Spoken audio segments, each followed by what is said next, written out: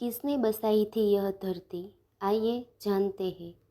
आज से 15 से 20,000 वर्ष पूर्व वराह काल की शुरुआत में जब देवी देवताओं ने धरती पर कदम रखे थे, तब उस काल में धरती हिमयुग की चपेट में थी।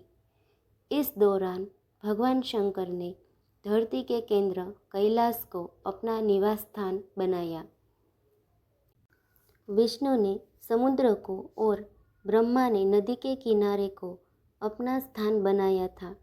पुराण कहते हैं कि जहाँ पर शिव विराजमान है, उस पर्वत के ठीक नीचे पाताल लोक है, जो भगवान विष्णु का स्थान है। शिव के आसन के ऊपर वायुमंडल के पार क्रमशः स्वर्गलोक और फिर ब्रह्मा जी का स्थान है, जबकि धरती पर कुछ भी नहीं था। इन तीनों से सब कुछ हो गया। वैज्ञानिकों के अनुसार तिब्बत धरती की सबसे प्राचीन भूमि है और पुरातन काल में इसके चारों ओर समुद्र हुआ करता था। फिर जब समुद्र हटा तो अन्य धरती का प्रकटन हुआ और इस तरह धीरे धीरे जीवन भी फैलता गया। सर्वप्रथम शिव ने ही धरती पर जीवन के प्रचार प्रसार का प्रयास किया, इसलिए उन्हें आदिदेव भी कहा जाता है।